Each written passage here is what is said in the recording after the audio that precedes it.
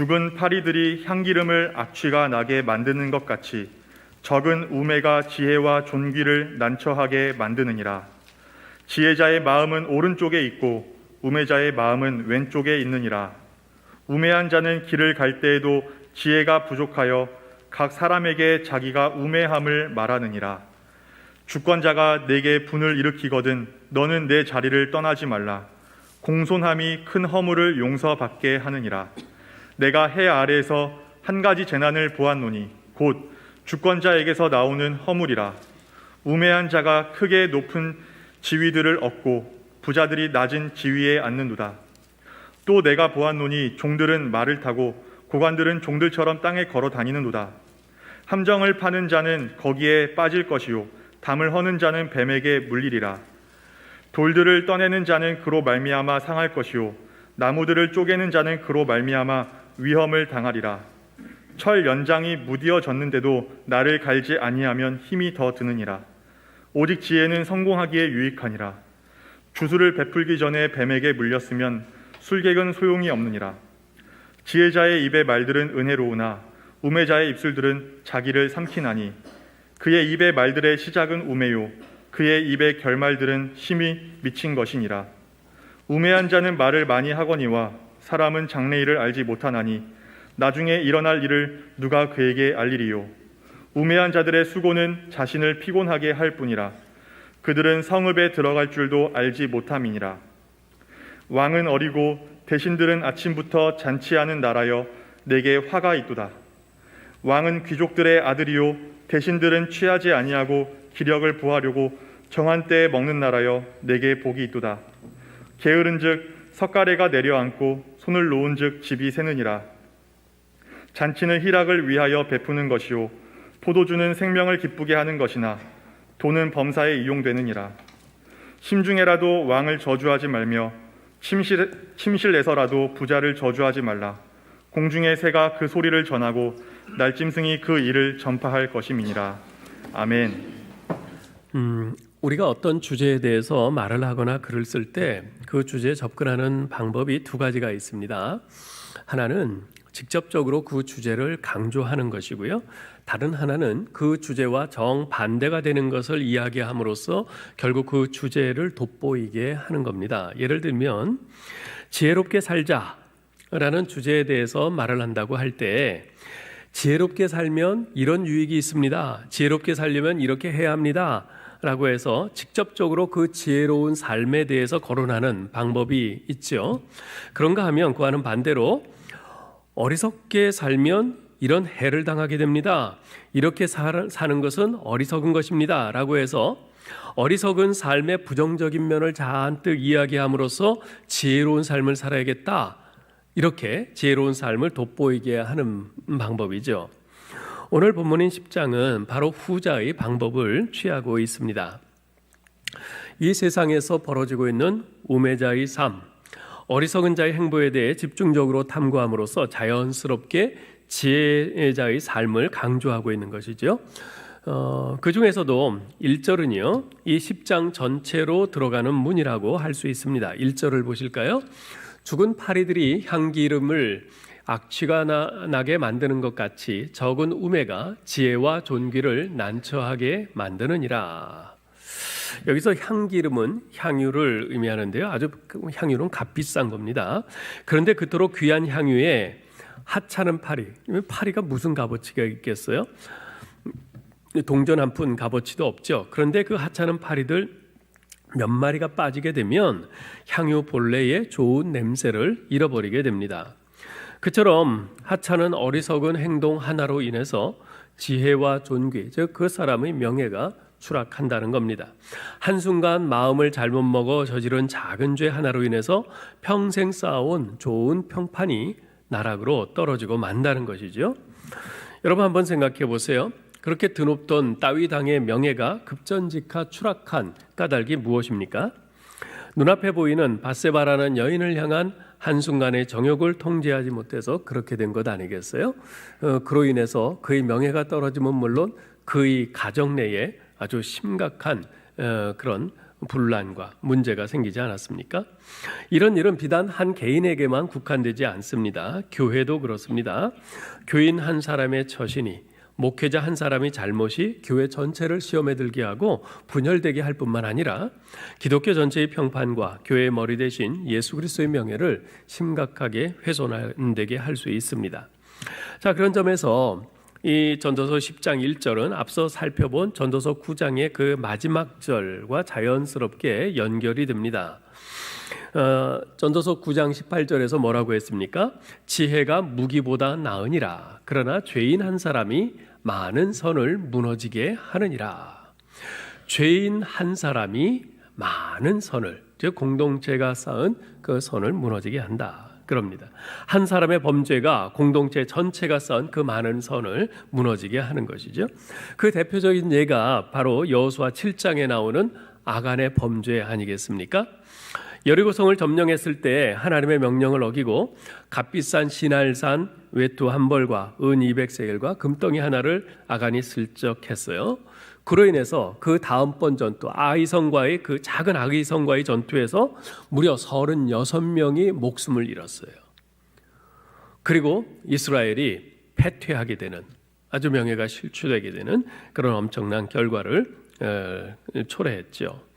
이렇듯 나 하나쯤이야, 이까지 것쯤이야 하면서 작다고 해서 우습게 여기는 그 마음과 태도가 엄청난 결과를 가져올 수 있는 것입니다. 아시는 분은 아시겠지만 12월 12일 2주 후죠. 그 주일에 지구촌 교회의 조봉희 목사님이 은퇴하시고 후임으로 김형석 목사님이 담임 목사로 취임을 합니다. 김형석 목사님은 올해 43살 되신 젊은 목사님이에요. 제가 일전에 조봉희 목사님과 이제 함께 식사를 하면서 여쭤봤어요. 목사님, 어떻게 그 김영석 목사님을 후임으로 뽑게 됐습니까? 그랬더니 조 목사님이 청빙위원들이 만장일치로 김 목사님을 뽑았다고 하시면서 이런 말씀을 하시더라고요. 과거 김 목사님이 우리 교회 여러 부서에서 부교육자로 사역을 했었는데 가는 부서마다 정말 신실하고 충성되게 섬겼습니다. 지금 청빙위원들이 그때 각 부서에서 그 목사님과 동역하면서 그분의 신실함과 충성됨을 모두 눈으로 보았기에 그것을 모두 인정해서 그분을 담임 목사로 이렇게 만장일치로 택하게 된 거죠. 그러시는 거예요. 조 목사님 설명에 절로 고개가 끄덕여졌습니다. 여러분, 어떤 사람은 난 나중에 내가 담임 목사 되면 이렇게 잘할 거야 그렇게 말을 합니다. 그건 맞는 말이에요. 그렇게 해야죠. 그렇게 잘해야죠. 그런데 그건 그때 가서 문제고 지금 내가 전도사 때 또는 지금 내가 교사 때 지금 나에게 주어진 맡겨진 이 작은 부분, 사실 사역에 작고 큰 게 어디 있겠어요? 다 생명을 살리는 귀한 일인데, 그렇지만 이 세상적인 기준에서 볼 때는 뭐 그런단 말이에요. 그렇게 지금 내가 어느 한 부서에서 뭐 전도사로 교사로 이 작게 생각되는 그 부분에서 내가 신실하게 하지 않으면 그 나중에 그런 일이 어떻게 있겠어요? 여러분, 큰 것, 많은 것만 쳐다보아서는 안 됩니다. 작은 것, 적은 것이 그 출발점이에요. 예수님께서 달란트 비유에서 말씀하신 것도 바로 그것 아니겠어요? 주님께서 5달란트 남긴 사람 2달란트 남긴 그 종에게 이런 말씀을 하시죠. 그 주인이 이르되 잘하였도다 착하고 충성된 종아, 내가 적은 일에 충성하였음에 내가 많은 것을 내게 맡기리니 내 주인의 즐거움에 참여할지어다. 이게 우리 주님의 관점이에요. 작다고 해서, 적은 일이라고 해서 우습게 여기고 소홀히 하는 사람은 우매한 자요 어리석은 사람입니다. 사도 바울도 고린도전서 5장 6절에서 이렇게 경고하죠. 너희가 자랑하는 것이 옳지 아니하도다.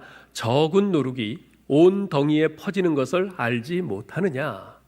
이스트 조금, 그 아주 몇 조금 안 되는 그 작은 이스트를 밀가루 반죽에 넣었을 때 어떻게 돼요? 밀가루 반죽 전체가 크게 부풀잖아요. 그죠?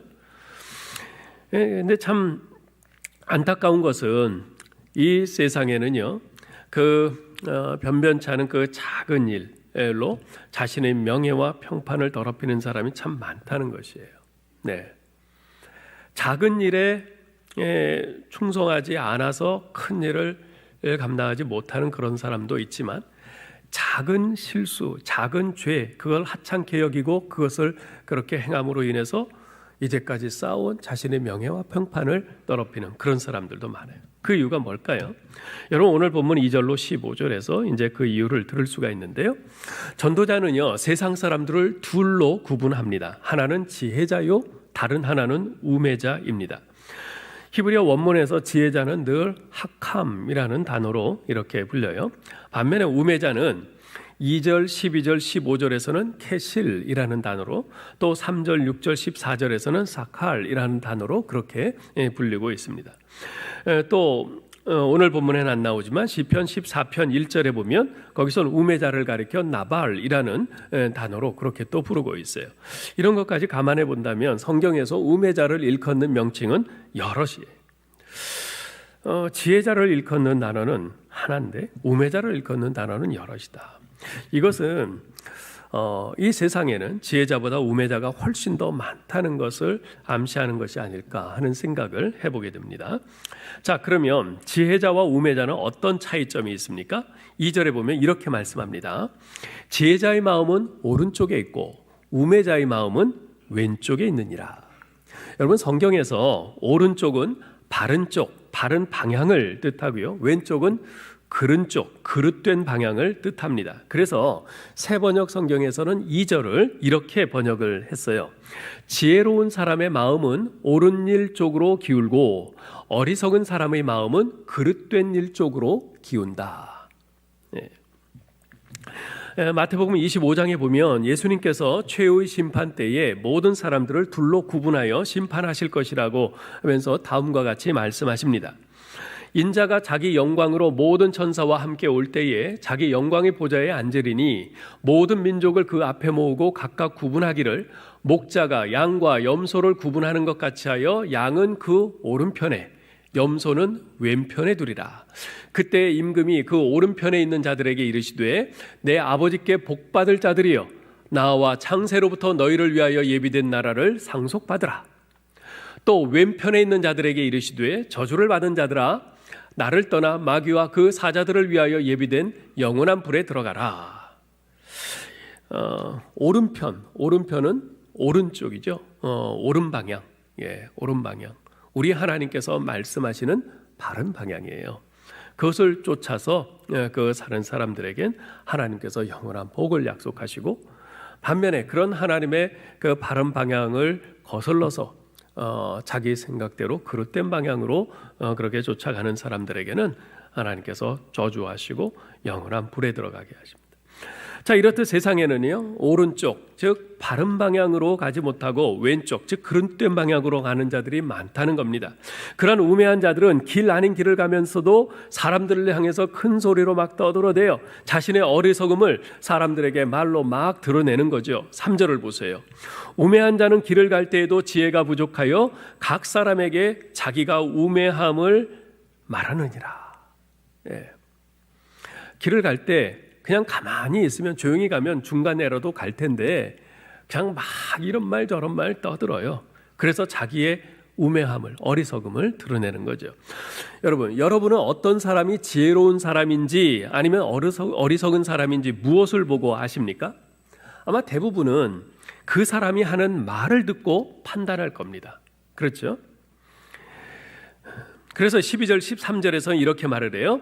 지혜자의 입의 말들은 은혜로우나 우매자의 입술들은 자기를 삼키나니 그의 입의 말들의 시작은 우매요 그 입의 결말들은 심히 미친 것이니라. 예, 우매자의 입에서 나오는 말들은 한결같이 어리석고 그 결말들은 심히 미친 것이다. 이렇게 말을 해요. 지혜로운 사람이 하는 말은요 은혜롭습니다. 여기서 은혜롭다는 말은 영어로 bring them favor라고 표현이 돼요. 은혜를 끼친다, 은혜를 전달한다 이런 뜻이죠. 그래서 지혜로운 사람의 말은요 다른 사람에게 호감을 줍니다. 반면에 우매자의 말은 다른 사람에게 상처를 줘요. 그래서 마음을 상하게 합니다. 비호감 그 자체입니다.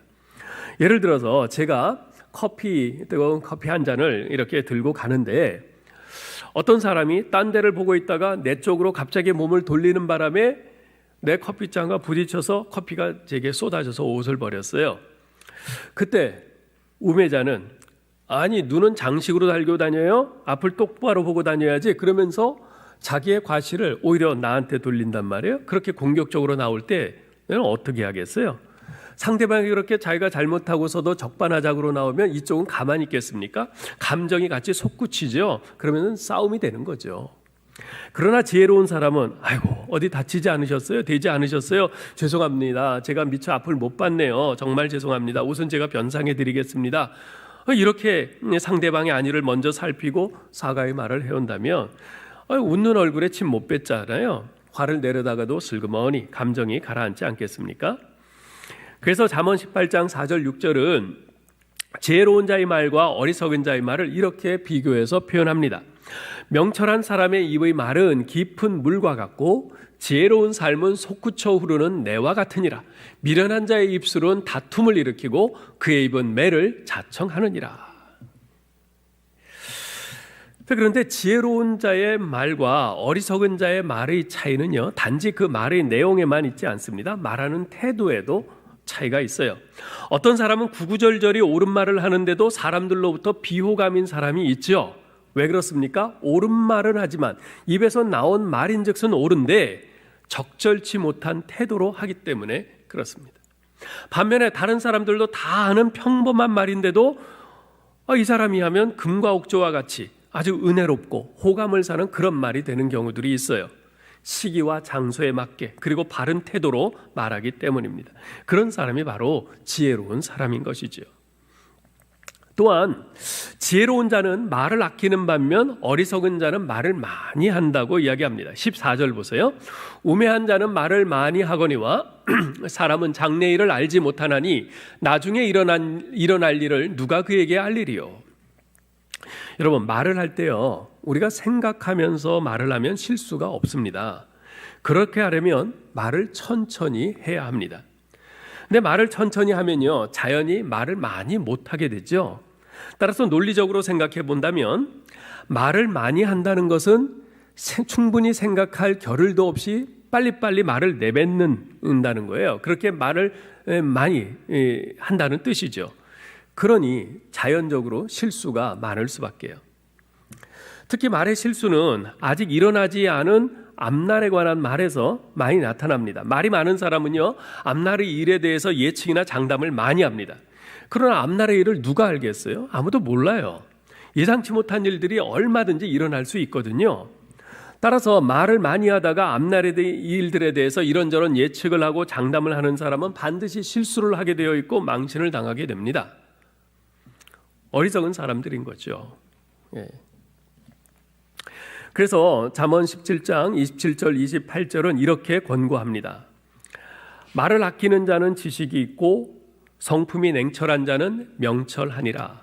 미련한 자라도 잠잠하면 지혜로운 자로 여겨지고 그의 입술을 닫으면 슬기로운 자로 여겨지느니라. 충분히 생각하며 말을 하라는 것이고 되도록이면은 말을 아끼라는 것이에요. 그런데 우매한 자, 어리석은 자는 그냥 그 즉시 떠오르는 대로 말을 막 쏟아내요. 예. 우리가 정치인들한테서 이런 일들을 많이 보잖아요. 자기가 그에 대한 어떤 책임질 위치에 있지 않을 때는 그냥 막 말을 쏟아내면서 막 비난을 합니다. 그런데 나중에 시간이 지나서 자기가 그런 위치에 올라서게 될 때 과거에 자기가 했던 말이 부메랑처럼 돌아와서 자기 뒤통수를 쳐요. 그런 일도 우리가 지금 많이 보잖아요. 그런 위치에 올라서면 여기저기서 사람들이 그 사람에 대해서 막 검증을 하거든요. 과거에 당신이 이렇게 말을 했는데 지금은 어떻게 또 이렇게 말이 달라지느냐? 그러면서 많이 비난을 받잖아요. 그래서 우리가 정말 이 앞날이 어떻게 될지 몰라요. 충분히 생각하면서 말을 해야 되고 말을 아껴야 되는 거죠. 사랑하는 성도 여러분, 누가 지혜로운 사람입니까? 오늘 전도자는 내 입의 말을 은혜를 전달하는 도구로 쓰는 사람, 은혜를 나누는 도구로 쓰는 사람이 지혜자라고 말을 합니다. 자, 그러면 어떻게 해야 내 입의 말이 은혜를 전달하고 은혜를 나누는 도구가 될 수 있을까요? 여러분, 타락해서 죄로 오염된 우리 안에서는요, 남에게 상처 주는 말밖에 나올 것이 없습니다. 예. 우리가 그래요. 우리 사람들이, 우리가 다 타락한 사람들이고 우리가 죄에 오염된 사람들이거든요. 그래서 우리 이기적인 우리 안에서는 그저 나오는 말들이 남들의 가슴을 헤집고 상처 주는 말들이 대부분이에요. 우리가 의도하지 않았어도 내가 자랑하고 나의 이기적인 그런 욕심에서 어떤 말들을 하면 그것이 내 의도와는 다르게 다른 사람들에게 상처를 입혀요. 그럼 어떻게 해야 내 입의 말이 은혜를 나누는 도구가 될 수 있을까? 내 입의 말이 하나님의 말씀의 통제를 받아야 합니다. 내 입의 말이 하나님의 말씀의 통제를 받아야 돼요. 그것밖에는 다른 길이 없습니다. 오직 7번 단련한 은과 같은 순결한 하나님의 말씀이 우리 입의 파수꾼이 될 때 비로소 우리 입에서 나오는 말이 은혜를 나누는 도구가 될 수 있습니다. 여러분, 하나님의 말씀이 우리의 말을 다스리도록 해야 합니다. 진리의 말씀이신 예수 그리스도께서 우리 안에 들어오셔서 우리 인격을 주장하시고 우리를 다스릴 때 우리 입에서 나오는 말이 비로소 생명을 살리는 말이 될 수 있는 것입니다. 이사야 선지자의 말을 귀 기울여 들으시기 바랍니다. 이사야서 50장 4절에서 이렇게 말씀해요. 주 여호와께서 학자들의 혀를 내게 주사 나로 곤고한 자를 말로 어떻게 도와줄 줄을 알게 하시고 아침마다 깨우치시되 나의 귀를 깨우치사 학자들같이 알아듣게 하시도다. 여기서 학자들의 혀를 내게 주사 이렇게 말씀해요. 여기서 학자들의 혀라고 하는 것은 공부 많이 한 사람의 지식이 풍성한 그런 말을 의미하지 않습니다. 곤고한 자를 말로 도울 줄 아는 바로 그런 말을 의미해요. 생명을 살리는 말을 의미해요. 주여, 제 입에서 나오는 말이 다른 사람, 곤고하고 어려움에 있는 사람들을 도와줄 줄 알고 그 사람들을 일으키고 용기를 주고 그 사람들을 살리는 그런 말이 되게 하옵소서. 이렇게 말하는 거예요. 그러므로 여러분, 우리가 이렇게 기도해야 합니다. 주님, 제 입에서 나오는 말이 사람들에게 상처를 주는 우매자의 말이 아니라 주님의 은혜를 전달하는 지혜자의 말이 되게 하여 주옵소서. 그러기 위해서 무엇보다도 저의 말이 하나님의 말씀의 다스림을 받게 하여 주옵소서. 이것이 우리 기도 제목이 되어야 합니다. 여러분, 우리가 매일 하루를 시작하면서 우리가 잘 생각해야 돼요. 오늘 하루를 살면서 우리가 평균 한 3만 마디의 많은 말들을 하게 될 터인데 그 많은 말들이 정말 하나같이 다른 사람들이 가슴을 헤집고 상처 주는 말을 한다면 정말 많게는 3만 명의 사람들이 그렇게 가슴을 헤집는 말이 될 거예요. 그러나 우리가 하나님의 말씀으로 내 입의 말이 통제되어서 다스림 받아서 그렇게 말을 한다면 그 3만 마디 내 입에서 나오는 말이 그 많은 사람들을 살리고 그 사람들에게 삶의 용기를 주는 그런 말이 되지 않겠어요?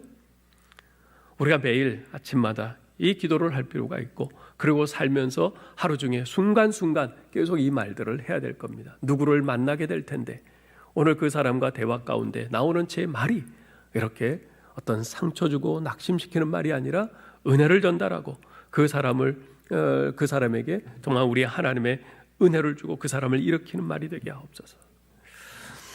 자, 그런데요, 이 세상에는 입에서 나오는 말이 다 말인 양 함부로 말을 쏟아내는 우매자들이 참으로 많습니다.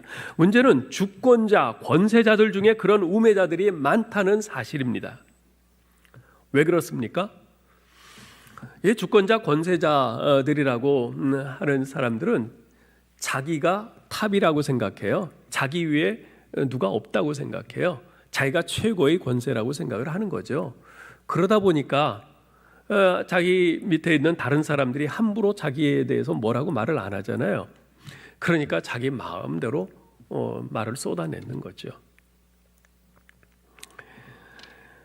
5절에서 7절에 보면 참 그러한 주권자가 있는 것이 얼마나 큰 재난인가에 대해서 말을 합니다. 5절 7절 보세요. 내가 해 아래에서 한 가지 재난을 보았노니 곧 주권자에게서 나오는 허물이라.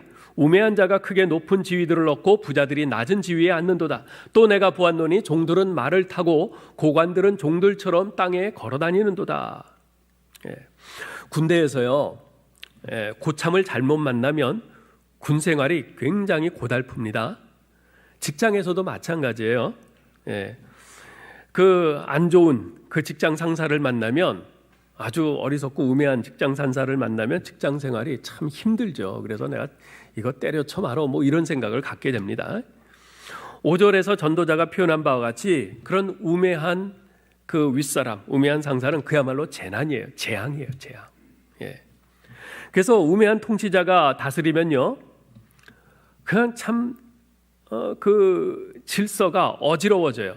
지금 여기 6절 7절에서 뭐라 그래요? 우매한 자가 크게 높은 지위들을 얻고 부자들이 낮은 지위에 앉는도다 그랬어요. 우매한 통치자가 다스리면 똑같이 우매한 자가 높은 자리를 차지하고 지혜로운 자는 낮은 자리로 밀려납니다. 7절도 말하죠. 종들은 말을 타고 고관들은 종들처럼 땅을 걸어다닌도다. 그야말로 이건 영어 표현대로 하면 upside down 된 거예요. 마땅히 그 높은 자리에서 지혜로 잘 다스려야 할 그런 자들은 한직으로 밀려나고, 정말 어리석은 사람들이 위에 올라서서 자기 이권만 챙기면서 그 질서를 어지럽히고 무사람들을 다 그 조직 자체를 어지럽게 만드는 거죠. 우리가 역대 정권들을 통해서 이런 일들을 수도 없이 경험하지 않았습니까? 우매한 권력자들이 원칙과 일관성이 없이 자격 없는 자를 높은 자리에 앉히고 나라를 운영하게 하는 그런 일들이 얼마나 많이 있었어요? 그러한 인사 방식은 나라의 기강과 가치관, 원칙, 질서를 흔들어서 국가의 큰 혼란을 초래했던 것을 우리가 봅니다. 흔히 말하는 밀실 인사 또는 정실 인사, 그죠? 자기와 가까운 사람이라고 해서, 자기 편이라고 해서 그 자리에 맞지 않는 사람들을 막 이렇게 선심 쓰듯이 앉히고, 그러므로 인해서 나라가 얼마나 큰 피해를 입고 우리 백성들이 공고함을 겪었습니까? 여러분, 우매한 자가 정권을 잡으면 국민들이 고난을 겪게 되고요, 그 한 시대가 암울해집니다. 그래서 좋은 지도자를 가진 것, 그건 정말 큰 복이에요. 그러므로 여러분, 이제 우리나라 내년 3월 9일에 대통령 선거가 있지 않습니까? 대통령 선거에서 정말 지혜로운 지도자가 선출될 수 있도록 지금부터 정말 많이 기도하셔야 됩니다. 이것은 우리 그리스도인들이 마땅히 감당해야 될 중요한 사회적인 책임입니다. 지금 기도 많이 하셔야 돼요. 이러한 우매한 지도자에 대한 경고는 16절 17절에서 계속 이어집니다. 보세요. 왕은 어리고 대신들은 아침부터 잔치하는 나라여, 내게 화가 있도다. 왕은 귀족들의 아들이요, 대신들은 취하지 아니하고 기력을 확보하려고 정한 때에 먹는 나라여, 내게 복이 있도다. 화가 있는 나라와 복이 있는 나라를 대비해서 설명을 합니다. 어떤 나라에 화가 있다고 말합니까? 왕은 어리고 대신들은 아침부터 잔치하는 나라예요. 여기서 어리다라는 말은요, 나이 어린 사람을 지칭하기도 하지만 또한 하인이나 종을 뜻하기도 합니다. 즉 왕이 종 같은 나라는 화가 있다는 말입니다. 여러분, 종의 특징이 뭡니까? 종은 주인이 시키는 대로만 합니다. 아니, 주인이 시키는 것만 합니다. 절대 자기 스스로 판단해서 자발적으로 창의적으로 뭘 하질 않아요. 그랬다가 잘못되면 큰 경을 치거든요. 왕이 그런 종처럼 행동하는 나라는 불행한 나라입니다. 왕이 어려서 종처럼 스스로 판단하지 못하니까 어떻게 돼요? 대신들이 아침부터 잔치를 벌여요. 대신들의 임무는 나라와 백성들을 위해서 섬기는 것인데 허수아비 같은 왕을 세워놓고 자기들 배만 불리면서 마음껏 즐기는 겁니다. 그런 나라의 백성들은 참으로 불행한 것이죠. 자, 그런데 전도자는 그렇듯 아침부터 잔치하는 대신들의 또 다른 특징에 대해서 18절 19절에서 이렇게 언급합니다. 게으른즉 석가래가 내려앉고 손을 놓은즉 집이 새느니라. 잔치는 희락을 위하여 베푸는 것이요 포도주는 생명을 기쁘게 하는 것이나 돈은 범사에 이용되느니라. 그들의 또 다른 특징이 뭐냐면 게으름과 나라 재정의 남용이에요.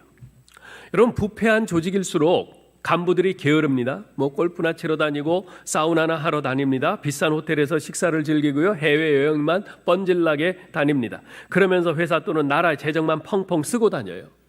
자기가 가진 특권과 기득권을 이용해서 자기 배를 불리는 그런 사람들에 의해서 그 소중한 예산이 줄줄 새져 국정 운영에 차질이 생깁니다. 그럼에도 불구하고 전혀 그에 대해서 감찰을 하지 않아요. 그런 나라는 소망이 없습니다. 그렇게까지는 아니지만 교회도 그런 면에서 시정할 점들이 적지 않습니다.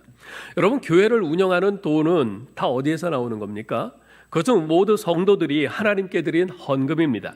그 말은 헌금으로 드리기 전까지는 내 돈이라고 생각했을 수 있어도 헌금으로 드린 후에는 더 이상 내 돈이 아니라 하나님의 것입니다. 하나님의 것이. 출애굽기, 레위기, 민수기에선 하나님께 드린 것에 대해서 영어로 consecrate, 성별했다라는 말을 써요. 즉 거룩하게 구별했다는 겁니다. 하나님께 드려진 것은 그때부터는 거룩하게 구별된 거예요. 함부로 손대면 죽습니다. 따라서 우리가 헌금을 사용할 때는 정말 두려운 마음, 떨리는 마음으로 사용해야 합니다. 예산을 편성할 때도 꼭 필요한 것들에 대해서만 적절하게 편성을 해야 하고요. 사용할 때는 혹여라도 적절치 않게 쓰이거나 낭비되는 것은 없는지 세심히 살펴야 합니다. 교회 돈을 마치 내 돈처럼 다른 사람에게 인심 써서는 안 됩니다. 만일 다른 사람들에게 인심을 쓰려면 자기 주머니에서 자기 돈으로 하셔야 돼요. 그것이 하나님 앞에서 옳은 자세입니다.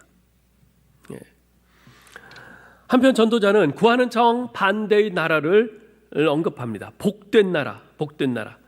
17절에서 이렇게 말해요. 왕은 귀족들의 아들이요 대신들은 취하지 아니하고 기력을 보하려고 정한 때에 먹는 나라요 내게 복이 있도다. 왕이 아까는 화된 나라에선 종과 같은 그런 사람이 왕이라고 그랬죠. 여기서는 왕이 귀족들의 아들과 같다. 귀족들의 아들과 같다. 그런 나라가 복이 있다. 이런 말인데요. 여기서 이 귀족들의 아들이라는 말은 책임감이 있고 지혜롭고 독립적이고 자유롭게 그렇게 나라를 잘 다스리는 바로 그런 사람을 말합니다. 요즘은 엉터리 귀족들이 많지만요. 그저 특권만 차리는 그런 귀족들이 많지만 옛날 진정한 의미에서의 귀족들의 아들은 어려서부터 노블레스 오블리주, 즉 귀족의 사회적 책임의식을 배우면서 자랍니다. 즉 자신의 특권을 주장하기보다 나에게 주어진 이 지위는 이것은 나라와 백성들을 위해서 나를 희생하고 섬기라고 주어진 것이다. 이 정신을 가지고 그것을 배우면서 자라고 발휘하는 사람들이죠. 왕이 그런 정신을 가지고 나라를 다스린다면 어찌 그 아래 대신들이 함부로 잔치를 벌이고 술에 취할 수가 있겠어요? 그들은 아침부터 잔치를 벌이는 그런 화된 나라의 그런 대신이 그런 모습이 아니라 정한 때에만 잔치를 열고 또 취하기 위해서가 아니라 기력을 보강하기 위해서 필요할 때만 그런 잔치를 열 겁니다. 그렇듯 왕과 지도자들이 나라와 백성들을 위해서 책임 있게 일할 때 그 나라는 정말 복받은 나라일 것입니다. 그대로 전도자는 왕과 부자를 향해 저주하는 말을 삼가라고 경계합니다. 20절 보세요. 심중에라도 왕을 저주하지 말며 침실에서라도 부자를 저주하지 말라. 공중의 새가 그 소리를 전하고 날짐승이 그 일을 전파할 것임이니라. 왕을 저주하고 싶은 마음이 백성들이 왕을 저주하고 싶은 마음이 들 정도라면 또한 왕을 저주한 후에 누가 듣지 않았을까? 큰일 나는 거 아닐까? 이렇게 자기 신변을 걱정해야 할 정도라면 그 나라는 이미 위험 수위에 도달해 있는 것입니다. 오늘날은 자기의 정치적인 소신이나 국정 운영에 대한 평가 등을 비교적 자유롭게 할 수 있죠. 그렇게 비판한다고 해서 잡혀가거나 그렇지는 않습니다. 그렇지만 이러한 비판 또한 때와 장소가 적절한지 신중해야 합니다. 낱말은 새가 듣고 반말은 쥐가 듣거든요. 부주의한 말은 우리를 공경에 몰아넣을 수 있어요. 민감한 사안일수록 입술에 지혜를 더하고 하나님께 지혜를 구해야 합니다. 자, 이렇게 지혜에 대해서 또 우매함에 대해서 이렇게 말하면서 지혜롭게 지혜자로 살 것을 오늘 본문에서는 말씀하고 있는데요. 여러분 보셔요. 우리는 보통 지혜가 어리석음을 이긴다라고 생각을 합니다. 그렇죠? 맞아요. 그래야 돼요. 그것이 정상입니다. 지혜가 어리석음을 이겨야 돼요. 그런 사회가 바르고 건강한 사회입니다. 그런데 이 세상에서는 어리석음이 지혜를 이기는 일들이 허다합니다. 특히 어리석은 자가 지도자가 되면 그런 일들이 아주 다반사로 일어나죠. 신명기 17장 17절로 20절에서는 백성들을 다스릴 왕에 대해서 다음과 같이 하나님께서 말씀하셨어요. 그에게 아내를 많이 두어 그의 마음이 미혹되게 하지 말 것이며 자기를 위하여 은금을 많이 쌓지 말 것이니라. 그가 왕위에 오르거든 이 율법서의 등사본을 레위 사람 제사장 앞에서 책에 기록하여 평생에 자기 옆에 두고 읽어 그의 하나님 여호와 경외하기를 배우며 이 율법의 모든 말과 이 규례를 지켜 행할 것이라. 그리하면 그의 마음이 그의 형제 위에 교만하지 아니하고 이 명령에서 떠나 좌로나 우로나 치우치지 아니하리니 이스라엘 중에서 그와 그의 자손이 왕위에 있는 날이 장구하리라. 하나님께서는 왕은 똑똑하고 말 잘하고 능력 있는 정치가가 되어야 한다, 이렇게 말씀하지 않으세요? 왕은 무엇보다도 하나님을 경외하며 하나님의 진리의 말씀을 늘 곁에 두고 읽고 배우고 지켜야 한다고 말씀하십니다. 그래야 그 나라가 진정 복된 나라가 될 수 있다고 하세요.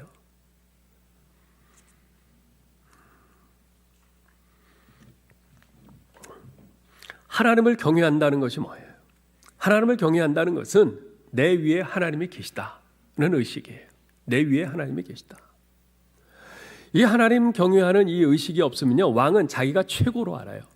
자기 위에 더는 아무도 없어요. 그렇기 때문에 자기 감정대로, 자기 생각대로, 자기 판단대로 그렇게 행합니다. 그러다 보면 나라가 어지럽게 되는 것이죠. 그래서 하나님을 경외하는, 즉 내 위에 하나님이 계시다, 나보다 더 높은 분이 계시다, 그러므로 내가 더 자중해야지, 내가 더 겸손해야지, 내가 더 삼가야지, 이런 마음을 갖는 지도자가 있는 나라가 복 있는 나라가 된다 말씀하세요. 그래서 우리는 그리스도인으로서 이 세상에 발붙이고 살면서 정말 하나님을 경외하고 백성들을 위하며 하나님의 말씀에 따라 정의롭게 나라를 다스려갈 그런 지혜자가 나타나기를 기도해야 되고요, 그런 지도자가 나타나기를 고대해야 합니다. 이제까지 역사상 그런 지도자들이 간혹 있기는 했습니다. 성경에 나오는 다윗 왕이나 미국의 아브라함 링컨 대통령 같은 사람들이죠. 그런데 그분들 역시도 이런저런 흠결들이 있었어요. 또 그분들도 자신의 생명을 내어주면서까지 그렇게 하지는 못했습니다. 그런데 우리는 그러한 분을 한 분 알고 있습니다. 바로 우리의 참된 왕이 되시는 예수 그리스도이십니다. 예수님께서 십자가에 달리실 때 예수님 달리신 그 머리 위에 죄패가 하나 붙었죠. 그 죄패 위에 뭐라고 쓰여졌습니까? 이는 유대인의 왕 예수라. 이는 유대인의 왕 예수라. 이 글은 사실 조롱하는 뜻으로 기록됐습니다. 예수님이 십자가에 달려 죽으실 때 세상은 그처럼 예수님을 비웃었어요. 내가 유대인의 왕이라고 내려와 봐라, 비웃었어요. 그러나 그렇듯 세상의 조롱과 손가락질을 받으며 죽으신 예수님께서는 그 조롱받는 멸시의 십자가의 지혜로 세상을 구원하셨습니다. 그래서 사도 바울은 고린도전서 1장 18절에서 이렇게 선포했죠. 십자가에 못 박힌 그리스도는 멸망하는 자들에게는 미련한 것이요 구원받는 우리에게는 하나님의 능력이라. 그렇습니다. 예수님이 바로 하나님의 해법이십니다. 예수님은 십자가의 모든 것으로, 십자가에 미련한 것으로 모든 불의한 자를 정복하신 의로운 왕이십니다. 그분께 무릎 꿇는 자들에게 예수님은 지혜가 되시고 의로움이 되시고 거룩함이 되시고 구원함이 되십니다. 그분에 대해서 이사야 선지자는 이사야서 9장 6절 7절에서 이렇게 예언했습니다. 이는 한 아기가 우리에게 낳고 한 아들을 우리에게 주신 바 되었는데 그의 어깨에는 정사를 메었고 그의 이름은 기묘자라 모사라 전능하신 하나님이라 영존하시는 아버지라 평강의 왕이라 할 것임이라. 그 정사와 평강이 더함이 무궁하며 또 다윗의 왕자와 그의 나라에 군림하여 그 나라를 굳게 세우고 지금 이후로 영원히 정의와 공의로 그것을 보존하실 것이라. 만군의 여호와 열심히 이를 이루시리라. 아멘. 여러분, 오늘은 교회력으로 대강절이 시작되는 날입니다. 대강절은 성탄절 전에 4주간을 의미합니다. 2021년인 올해는 오늘부터 해서 12월 24일까지가 바로 대강절이죠. 이 대강절은 예수 그리스도께서 이 땅에 처음 오신 그리스도의 성탄을 축하하면서 동시에 장차 다시 오실 우리 주님을 고대하는 마음으로 주님을 만나도록 준비하는 기간입니다. 이 땅에 진정한 왕 되신 우리 주님이 오셔야 이 세상의 모든 불의와 그 부정의가 다 사라지고 전쟁과 분열이 사라지고 오직 정의와 공의가 임하며 참된 평화가 임합니다. 따라서 다시 오실 우리 주님을 우리가 고대하는 마음을 가져야 되겠습니다. 주님을 바라보아야 되겠습니다. 아무쪼록 이 귀한 절기를 맞아서 십자가에서 자신의 생명을 내어주심으로 우리를 하나님 나라의 백성 삼으셨고 영원히 정의와 공의로 우리를 다스리며 이 세상을 심판하실 참으로 지혜로우신 왕 우리 주 예수 그리스도를 바라보며 그분을 향한 믿음과 그분이 주신 지혜로 하루하루를 하나님을 경외하며 살아가는 저와 여러분 될 수 있기를 주님의 이름으로 축원합니다. 하나님 아버지 은혜를 감사합니다. 하나님, 어리석은 자가 판을 치는 이 세상입니다. 곳곳에서 그러한 어리석음이 지혜를 이기는 것처럼 보이는 이 세상입니다. 뭔가 잘못돼도 한참 잘못되었음을 우리가 느끼며 탄식하며 살아가고 있는 현실입니다. 그러나 참 지혜의 왕이신 우리 주님께서 다시 오시게 되면 이 세상의 모든 그릇된 것들이 바로잡히고 우리 하나님의 정의와 공의가 이루어지고 이 땅에 참 평화가 임하게 될 줄 믿습니다. 참 평강의 왕이신 우리 주님께서 다시 오실 그날을 우리가 고대하고 사모하면서 우리 자신이 참 지혜의 왕이신 우리 주님께서 걸어가신 그 길을, 그 등 뒤를 똑바로 바라보고 우리도 이 땅에서 하루하루를 참 지혜자로 살아가는 저희들 되게 하여 주옵소서. 특별히 우리의 말을 통해서 우리 입에서 어리석은 우매자의 말이 나가지 않고 참 지혜자의 말이 나갈 수 있도록 주님의 말씀을 우리 입술에 파수꾼으로 세우는 저희들 되게 하여 주옵소서. 그로 인해 우리가 하는 그 모든 말과 행실을 통해서 곤고한 많은 사람들을 돕고 그들을 일으키고 생명을 살리고 주 앞으로 인도하는 저희들 되게 하여 주옵소서. 우리 주 예수 그리스도의 이름으로 기도하옵나이다. 아멘.